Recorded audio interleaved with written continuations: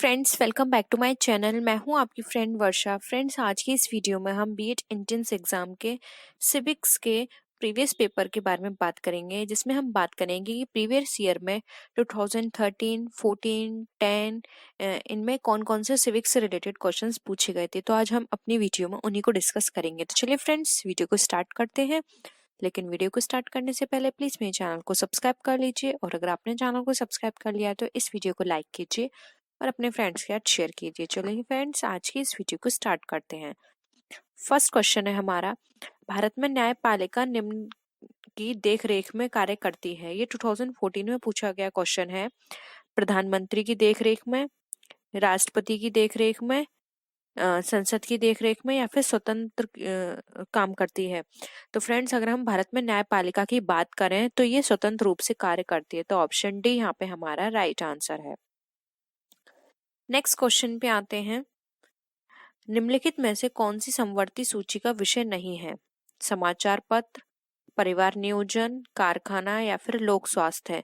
तो फ्रेंड्स, समवर्ती सूची जिसको कॉन्करेंट लिस्ट भी बोलते हैं, तो उसके अंदर आता है लोक स्वास्थ्य है। तो ऑप्शन डी यहाँ पे राइट आंसर है। ये समवर्ती सूची का विषय नहीं है। नेक्स्ट क्वेश्चन पे आते हैं।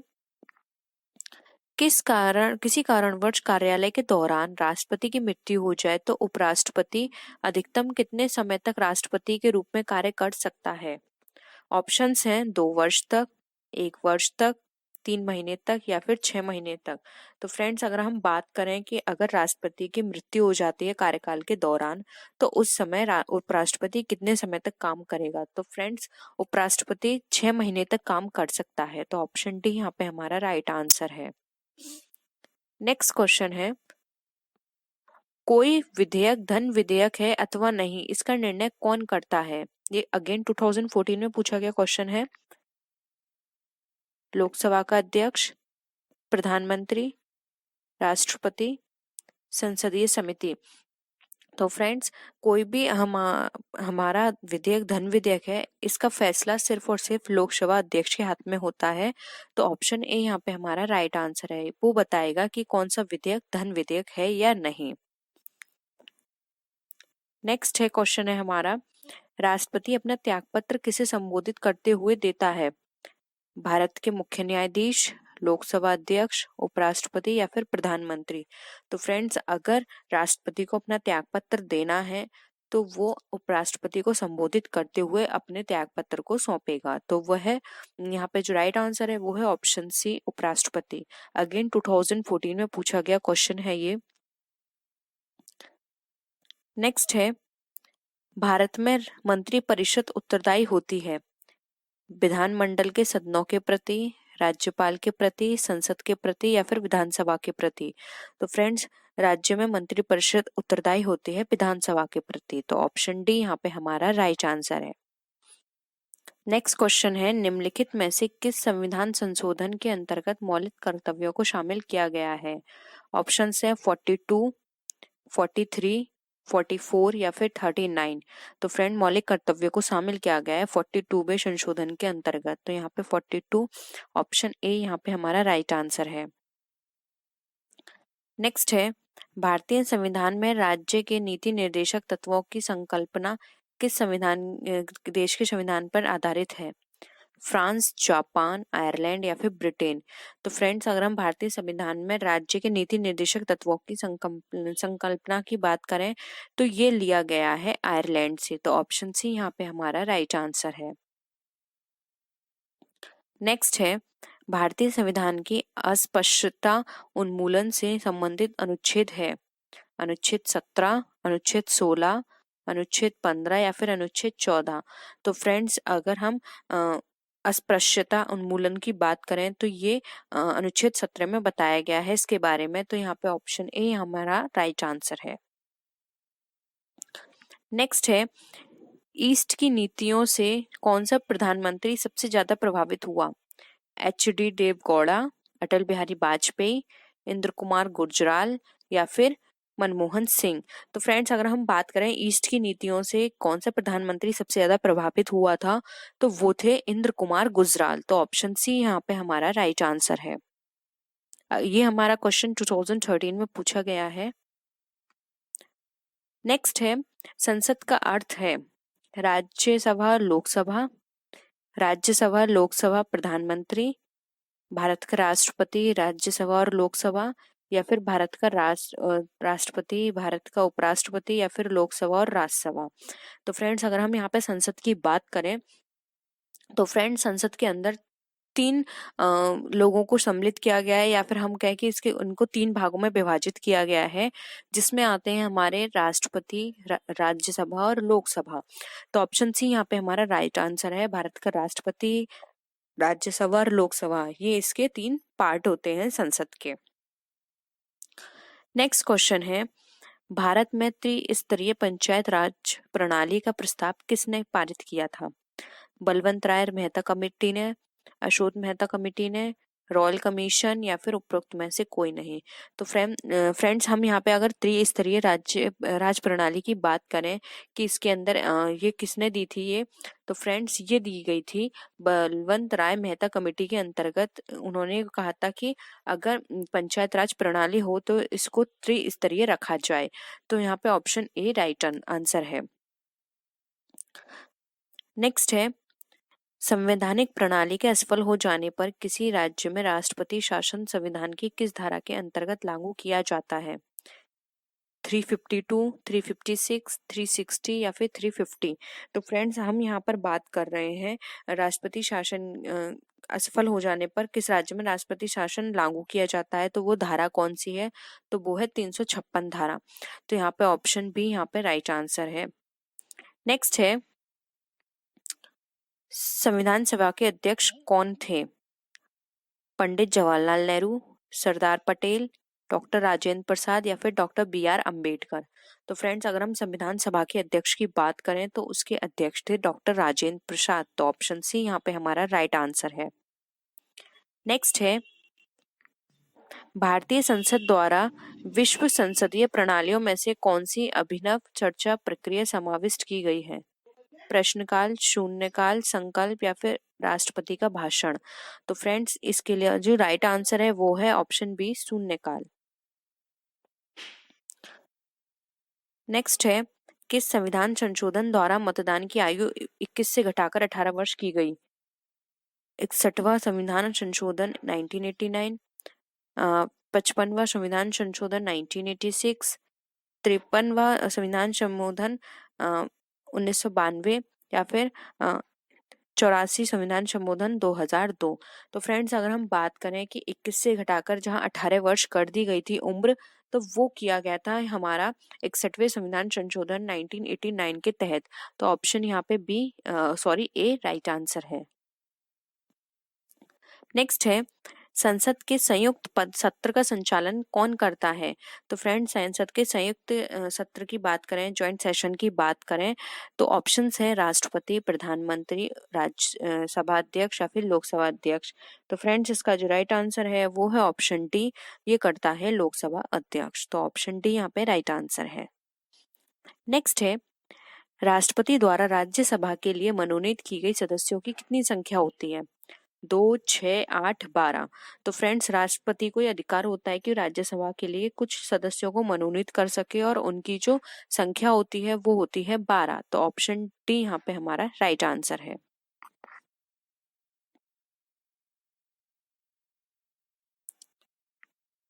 नेक्स्ट है भारतीय राजनीतिक एकता का प्रतीक है। ऑप्शंस हैं जनता, सार्वजनिक मताधिकार, राजनीतिक पार्टियां, या फिर मंत्रीगण। तो फ्रेंड्स अगर हम बात करें यहाँ पर भारतीय राजनीतिक एकता के प्रतीक की, तो वो है राजनीतिक पार्टियां। तो राइट आंसर है हमारा ऑप्शन नंबर सी।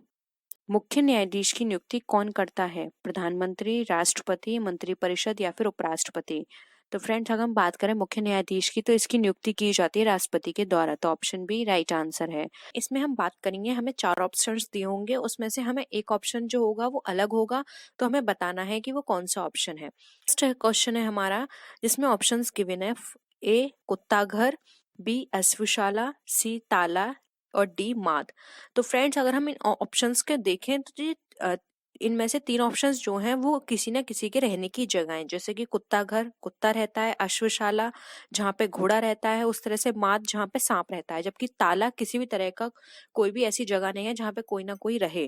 तो यहाँ पे जो हमारा डिफरेंट या अलग ऑप्शन बोल सकते हैं वो है ताला, तो ऑप्शन सी हमारा यहाँ पे राइट आंसर होगा। नेक्स्ट क्वेश्चन है 33, जिसमें हमें ऑप्शंस दी हैं रोगाणु, सूक्ष्म फिल्म, माइक्रोफोन या फिर सूक्ष्मदर्शी। तो फ्रेंड्स इसमें भी अगर हम देखें तो रोगाणु को छोड़कर बाकी सभी कृत्रिम वस्तुओं के नाम हैं, जबकि रोगाणु एक जीव का नाम है। तो हमारा ऑप्शन ए यहाँ पे राइट आंसर होगा, जो कि है रोगाणु। नेक्स्ट है क्वेश्चन हमारा 34, जिसमें ऑप्शन है हमारे समाजशास्त्री, अर्थशास्त्री, तंत्रिका विज्ञानी या फिर शिक्षा शास्त्री।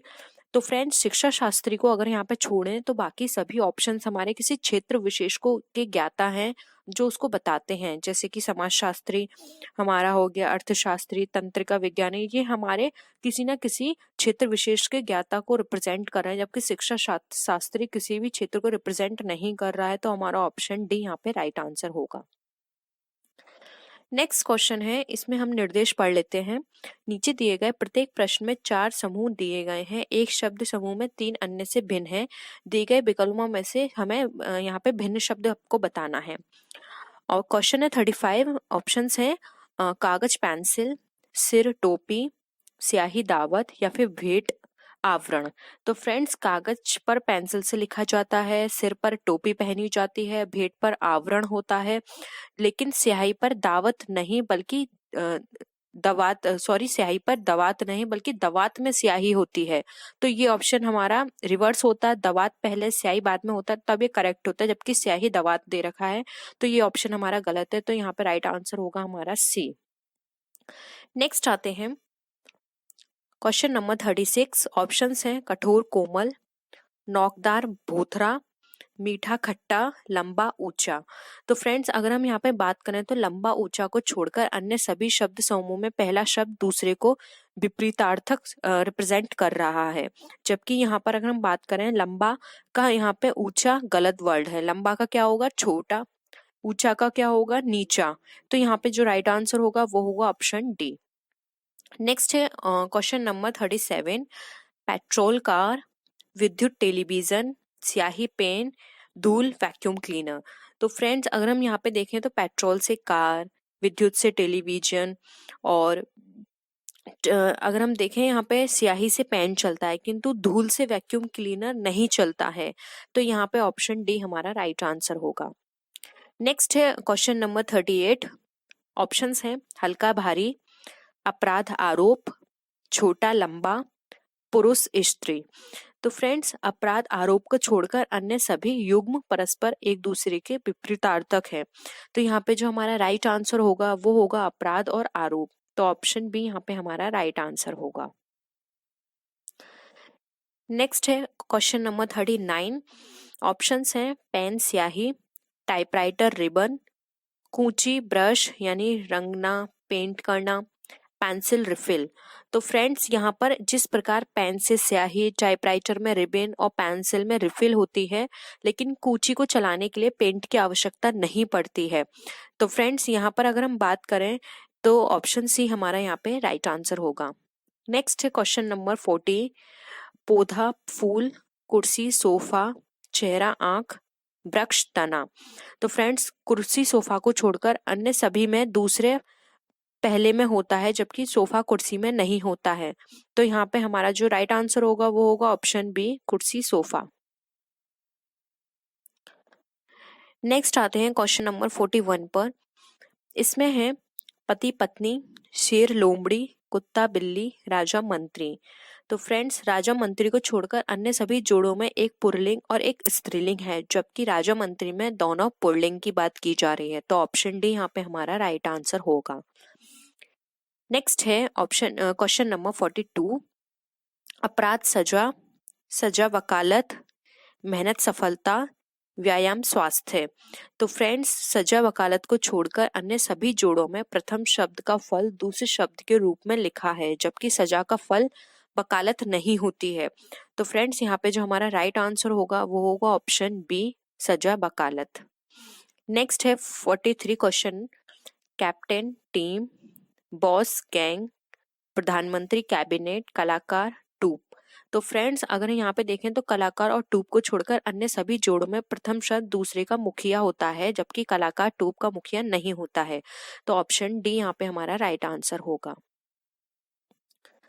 नेक्स्ट है नीचे दिए गए प्रत्येक शब्द में अंग्रेजी वर्णमाला के अक्षरों के 4 समूह दिए गए हैं। इनमें से 3 किसी न किसी प्रकार से समान है, जबकि आप उस अक्षर को समूह को छाटिए जो अन्य से भिन्न है। तो हमें बताना होगा, जैसे कि यहाँ पे ऑप्शन है YWUS, ZXYV, GECA, BZXV।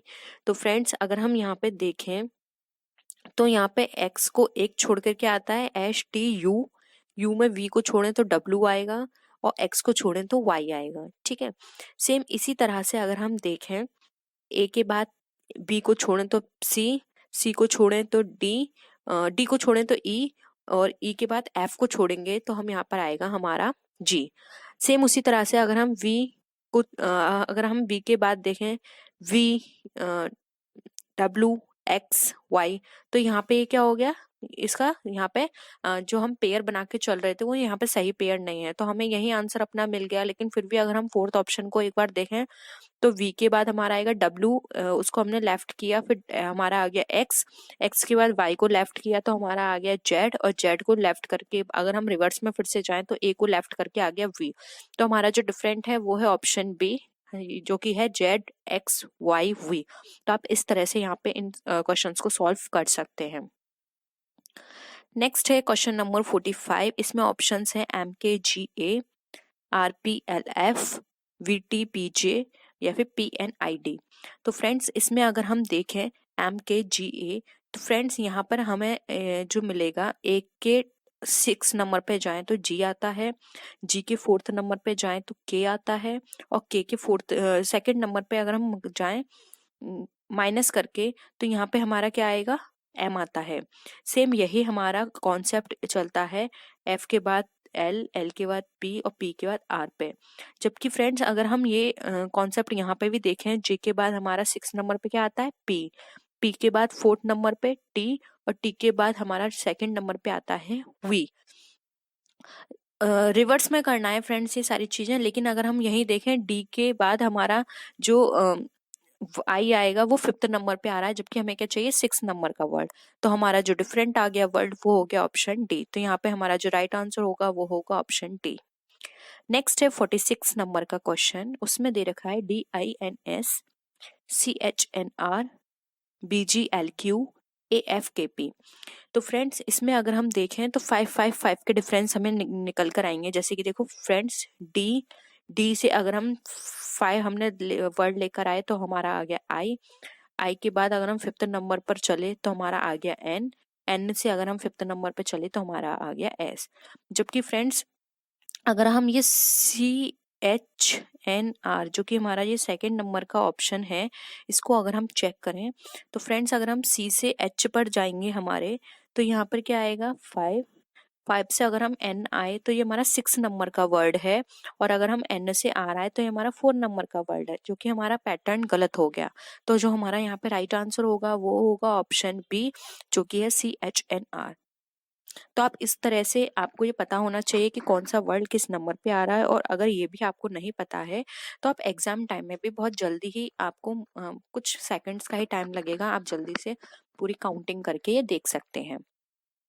Next है 47 क्वेश्चन है हमारा ACE, FHJ, KLM, SUW। तो फ्रेंड्स अगर हम देखें ACE तो फ्रेंड्स A के बाद B को लेफ्ट करके C आया, D को लेफ्ट करके E आया। और उसी तरह से अगर हम देखें तो F के बाद G को लेफ्ट करके H के बाद I को लेफ्ट करके J। और फिर अगर हम यहाँ देखें K तो फ्रेंड्स K को यहाँ पे अगर हम लेफ्ट करें तो K को हम यहाँ पे कोई लेफ्ट नहीं हुए, डायरेक्ट इन्होंने वर्ड दे दिया है, तो हमारा राइट आंसर निकल कर आ गया CKLM। नेक्स्ट क्वेश्चन पे आते हैं। 48 क्वेश्चन है हमारा AJKL, IBCD, ORQP, UFGH। तो फ्रेंड्स अगर हम इसमें देखें तो AJKL ए को अगर हम छोड़ते हैं, क्योंकि अगर हम देखें ए से जे का कोई कॉम्बिनेशन नहीं है, उसी तरह से आई बी का कॉम्बिनेशन नहीं बन पाएगा, ओ आर का और यू एफ का। तो हम अगर ए को छोड़ें तो जे के एल ये डायरेक्ट हमारा कॉम्बिनेशन है, B C D direct combination है, F G H direct combination है, जबकि आर क्यू पी का कोई डायरेक्ट कॉम्बिनेशन नहीं है। तो हमारा राइट आंसर हो जाएगा C, O R Q P.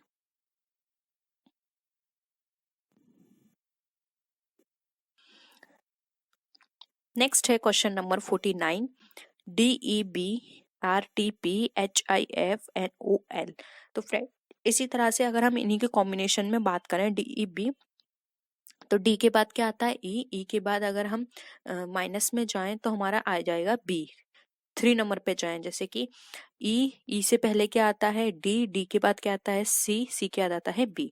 तो इस कॉम्बिनेशन में चलें तो फ्रेंड्स इस कॉम्बिनेशन में हमारा डी ई बी भी होगा, एच आई एफ भी होगा और एन ओ एल भी होगा, लेकिन आर टी पी हमारा इस कॉम्बिनेशन में नहीं है। तो राइट आंसर है हमारा आर टी पी।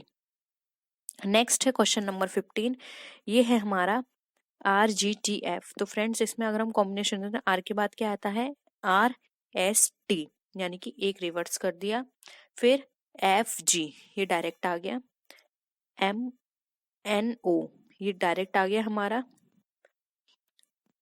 के एल डायरेक्ट आ गया हमारा। सेम उसी तरह से अगर हम देखें यहाँ पर हमारा इसमें हम एक एक अक्षर का डिफरेंस आ रहा है तीनों में, जबकि फ्रेंड्स अगर हम वी जेड देखें तो यहाँ पे इन तीनों के बीच में 3 अक्षर आ रहे हैं, इसलिए हमारा जो अगर डिफरेंस वर्ड होगा तो वो होगा V D Z C. Next है U Z D G I J O S V X R W A C E F K O R T. तो ये हमारे ऑप्शंस हैं। इसमें अगर हम देखें तो फ्रेंड्स यहाँ पे जो हमारे कॉम्बिनेशन निकल कर आएगा इसको हम सॉल्व करते हैं। आई, फिर है हमारा जी डी जेड यू। तो फ्रेंड्स अगर हम आई से जी की तरफ जाएंगे, आई जे के हमारा आ गया है 2 का डिफरेंस। सेम उसी तरह से अगर हम डी से चलेंगे जी पर तो हमारा कितने का है 3 का डिफरेंस आ रहा है, 3rd नंबर पे जी आता है। सेम अगर उसी तरह से हम यू से जेड पे चलेंगे तो यू से जेड हमारा कितने नंबर पे आएगा 5th नंबर पे। तो फ्रेंड्स इसी तरह से आपको कॉम्बिनेशन बनाना है। तो इस तरह से अगर कॉम्बिनेशन देखेंगे तो वो आपका ए बी डी तीनों पे फिट बैठेगा, लेकिन आर डब्ल्यू ए सी पे फिट बैठ नहीं बैठेगा। तो ऑप्शन हमारा सी यहाँ पे राइट आंसर होगा। नेक्स्ट क्वेश्चन है हमारा I J C D W Y T S Q R K L and P Q M N. तो फ्रेंड्स अगर यहाँ पर हम डब्ल्यू वाई टी एस को छोड़कर सभी प्रारंभिक एवं अंतिम दोनों अक्षर लगातार वर्ण क्रम में दिए हुए हैं, जैसे कि I J C D Q R K L P Q M N, जबकि डब्ल्यू वाई टी एस का कोई कॉम्बिनेशन नहीं है। तो राइट आंसर होगा हमारा W Y T S. Friends इस तरह के क्वेश्चंस आप जितना प्रैक्टिस करेंगे ना उतना ही आपके लिए अच्छा होगा, क्योंकि इस तरह के क्वेश्चन को प्रैक्टिस करने से आप इजीली उनको देखकर पहचान सकते हैं कि इनमें कितने का डिफरेंस है और कौन सा इनसे डिफरेंस है। नेक्स्ट आते हैं 53 क्वेश्चन पे। इसमें हमें दे रखा है ए ई F J K O P T U Y Z D E H I L. तो फ्रेंड्स अगर हम इसमें देखें ए ई एफ जे तो इनमें डिफरेंस आ रहा है, ए से ई पर जाएंगे 4 का डिफरेंस है, ई से एफ पर जाएंगे तो अगेन उसके लास्ट में ही आता है, तो उसके 1 नंबर पर ही है, और एफ से जे पर जाएंगे तो ये इसके 4th नंबर पर आता है एफ से जे। सेम उसी तरह से के ओ पी टी में भी हमारा यही एक ऑप्शन चलेगा और यही हमारी सीरीज चलेगी यू वाई जेड टी पे, जबकि ई एच आई एल पे ये कॉम्बिनेशन नहीं चलेगा, क्योंकि ई से एच पर जाएंगे तो ये हमारा 3rd नंबर पे आ रहा है, एच से आई पर जाएंगे तो ये 1 नंबर पे आता है, और आई से अगर हम एल पे जाएंगे तो ये अगेन 3rd पे आ रहा है, जबकि हमें कॉम्बिनेशन चाहिए 414 का। तो फ्रेंड्स हमारा जो राइट आंसर होगा वो होगा option D E H I L. Next है A Y B Z B X C Y D V E W M P O N. तो फ्रेंड्स अगर हम इस कॉम्बिनेशन को देखें तो इस कॉम्बिनेशन में अगेन हमारा ए से B and Y Z, B C X Y DEVWMPMOPN, ये हमारा कॉम्बिनेशन नहीं है। MNO, हमें यहाँ पे N आना चाहिए था जबकि यहाँ पे O गिवन है। तो हमारा जो यहाँ का राइट आंसर होगा वो होगा ऑप्शन नंबर डी। नेक्स्ट है ALIDJACZXV FASJE एंड NDWVS। इसमें हमें देखना है डिफरेंट क्या है। तो फ्रेंड्स अगर हम यहाँ पे देखें तो NDWVS को छोड़कर सभी में एक या एक से अधिक स्वर है, लेकिन NDWVS में कोई स्वर नहीं है। अतः हमारा जो यहाँ पे वर्ड होगा डिफरेंट वो होगा हमारा D NDWVMS। इसमें भी स्वर है हमारा, बी ऑप्शन में भी स्वर है एंड सी ऑप्शन में भी स्वर है, जबकि NDWVMS में किसी भी तरह का कोई स्वर हमें गिवन नहीं है। नेक्स्ट है क्वेश्चन नंबर 56, OLEVCXNIS में हमें बताना है। तो फ्रेंड्स अगर हम देखें यहाँ पे तो IS को छोड़कर अन्य सभी अंग्रेजी वर्णमाला में एक दूसरे के विपरीत अक्षर होते हैं, अतः ये डी इससे भिन्न है। तो हमारा जो यहाँ पे यहाँ राइट आंसर होगा वो होगा हमारा ऑप्शन नंबर DIS। जबकि अगर हम देखें फ्रेंड्स ABCXYZ, लेकिन इसको हम रिवर्स में लिखेंगे ABCZYX। तो फ्रेंड्स ये हमारा थर्ड नंबर पे आ रहा है C, हमारा थर्ड नंबर पे आ रहा है X, तो ये CX हो गया। सेम इसी तरह से कॉम्बिनेशन हमारा इन पर भी चलेगा। आप कॉम्बिनेशन बना के देखिए। आप ABCD पहले आप सीधे लिखिए, फिर आपको उसको रिवर्स में लिखना है, ठीक है। तो आप इस तरह से ABCD को लिखेंगे तो आपका ये तीनों कॉम्बिनेशन बन जाएंगे, लेकिन IS किसी भी तरह का कोई कॉम्बिनेशन नहीं बनेगा। तो इसलिए जो हमारा यहाँ पे राइट आंसर होगा वो होगा IS। नेक्स्ट है QWSYPV और AG। तो फ्रेंड्स यहाँ पर अगर हम देखें तो पीवी को छोड़कर अन्य सभी समूहों में दोनों अक्षर विषम सांख्यिक मान वाले होंगे, जबकि पीवी में दोनों अक्षर सम सांख्यानिक मान वाले होंगे। अतः यहाँ पे सी हमारा सभी से भिन्न होगा। तो ऑप्शन बी यहाँ पे हमारा राइट आंसर होगा।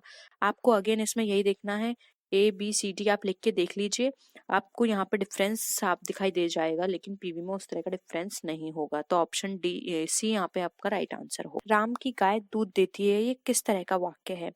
तो ये एक सरल वाक्य है। नेक्स्ट है वाक्य में उच्चिन्न विराम चिन्ह लगाएं। MA BEd MA या MA। अब देखिए इसमें से जो ऑप्शंस करेक्ट है डायरेक्ट मैं आपको बता देती हूँ। ऑप्शन बी MA BEd, यानी कि सब में ये साइन लगेगा। नेक्स्ट है घनिष्ठता मित्रता किस मुहावरे का सही अर्थ है?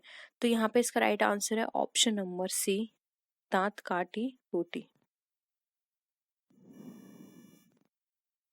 नेक्स्ट है शक्ति का उपासक के लिए एक शब्द बताइए। ऑप्शन यहाँ पे बी राइट आंसर है शाक्त। किसी मत का सर्वप्रथम प्रवर्तन करने वाले को क्या कहा जाता है? तो यहाँ पे राइट आंसर है ए, आदि प्रवर्तक। नेक्स्ट है मूर्ख धनवान किस लोकोक्ति को चरितार्थ करता है? तो ऑप्शन यहाँ पे बात करें तो बी राइट आंसर होगा आंख का अंधा गांठ का पूरा। यदि वर्षा ना होती तो नदियां सूख जाती, किस प्रकार का वाक्य है? तो यहाँ पे ये है संकेतवाचक वाक्य। नेक्स्ट है 3 वर्ष उपन्यास के लेखक कौन है? राइट आंसर है बी, भगवती चरण वर्मा। राधा का पर्यायवाची क्या होगा? ऑप्शन बी राइट आंसर है ब्रजरानी। नेक्स्ट है निष्कर्षता रो धोकर जीने से बेहतर हंस बोलकर जीना। ऑप्शन यहाँ पे देखें तो सी राइट आंसर है निष्कर्षता।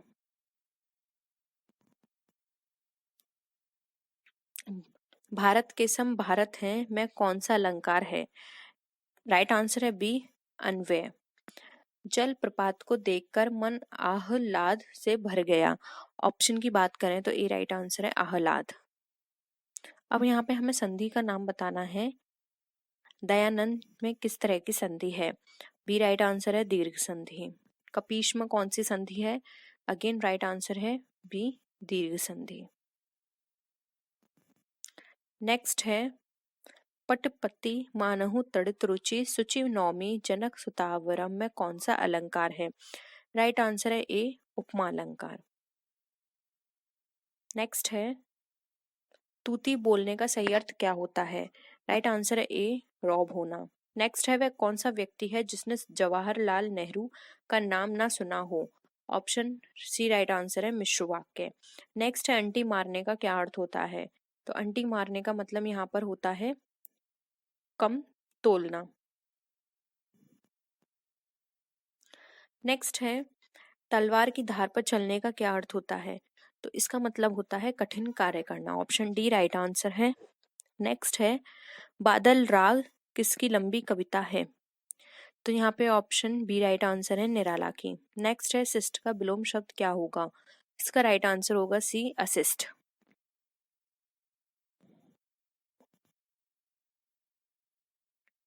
विष्णु प्रभाकर द्वारा रचित आवारा मसीहा किसकी जीवनी है? राइट आंसर है बी शरतचंद्र चट्टोपाध्याय की। 99 के फेर में पढ़ने का क्या मतलब होता है? राइट आंसर है डी उपरोक्त में से कोई भी इसका आंसर नहीं है। नेक्स्ट है, विद्या प्लस अर्थी किसकी संधि विच्छेद है? तो विद्या प्लस अर्थी की बात करें तो ये संधि विच्छेद है विद्यार्थी की। ऑप्शन बी राइट आंसर है। उदात्त का विपरीतार्थक क्या होगा? तो इसका राइट आंसर होगा डी उत्थान। नेक्स्ट है, सज्जन का संधि विच्छेद क्या होगा? तो सज्जन का संधि विच्छेद यहाँ पे बात करें तो होगा सत्य प्लस जन। ऑप्शन बी राइट आंसर है। नेक्स्ट है, चंद्रमुख शब्द में प्रयुक्त समास कौन सा है? राइट आंसर है बी कर्मधारय। नेक्स्ट है, वाक्य के घटक कौन कौन से होते हैं? अगेन ए राइट आंसर है उद्देश्य और विधेय। नेक्स्ट है, निम्न में से कौन सा शब्द तद्भव है? तो ऑप्शन सी राइट आंसर है घर। नेक्स्ट है, विवाह का कौन सा पर्यायवाची है? विवाह का कौन सा पर्यायवाची है, अब इसमें से हमें बताना है। ए है परिणय।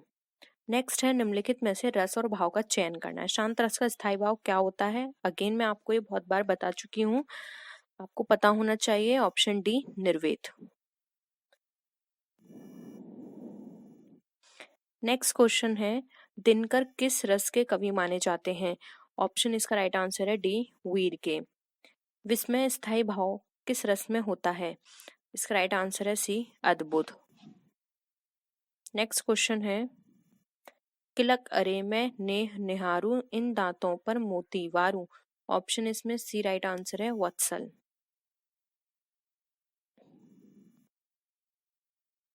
नेक्स्ट है, जानबूझकर मुसीबत में पड़ना किस मुहावरे का यहाँ पे सही अर्थ है?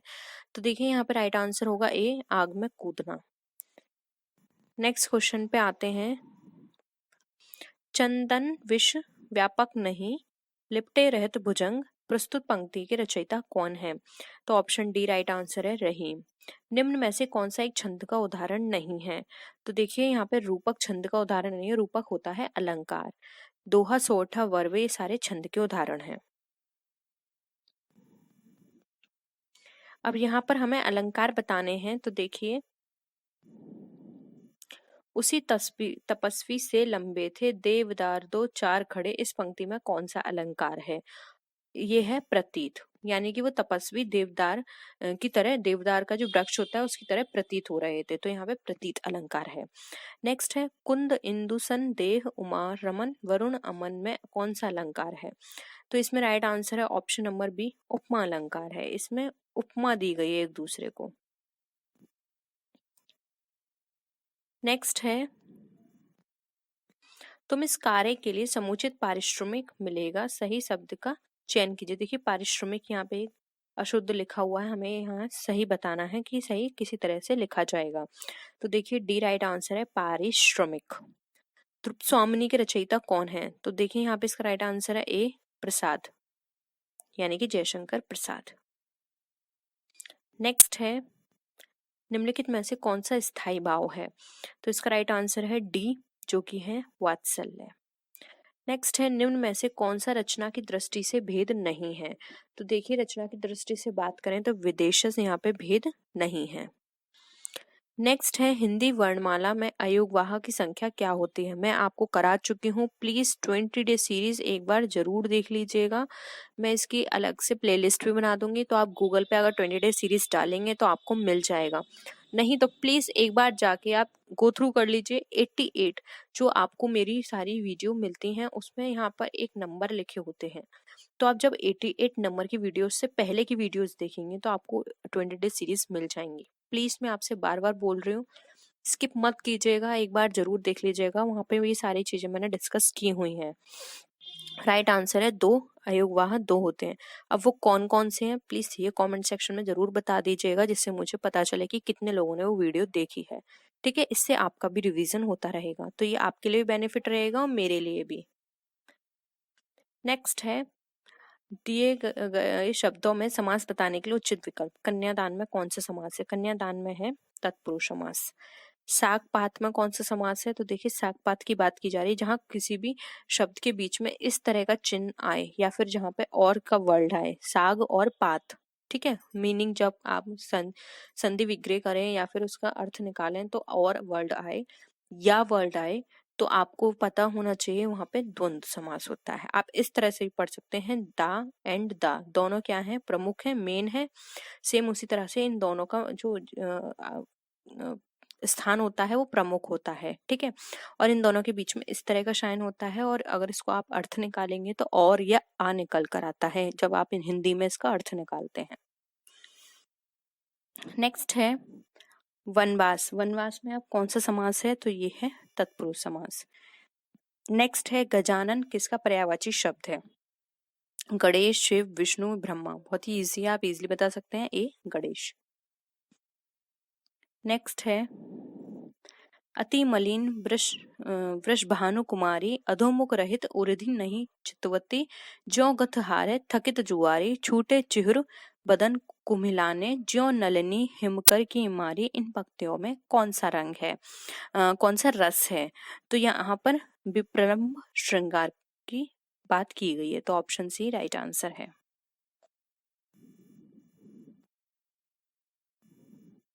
Next and the last question है आज की वीडियो का, घनश्याम में कौन सा समास है? तो ऑप्शन ए राइट आंसर है कर्मधारय समास। तो आई होप फ्रेंड्स आपको ये वीडियो पसंद आया होगा।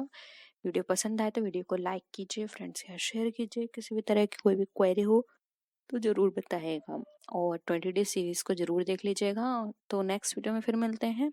आप मुझे मेरे सोशल मीडिया पे फॉलो कर सकते हैं, अपनी क्वेरी को वहां भी पूछ सकते हैं। नेक्स्ट वीडियो में फिर मिलते हैं फ्रेंड्स और भी अच्छी वीडियोस के साथ। तब तक के लिए बाय बाय।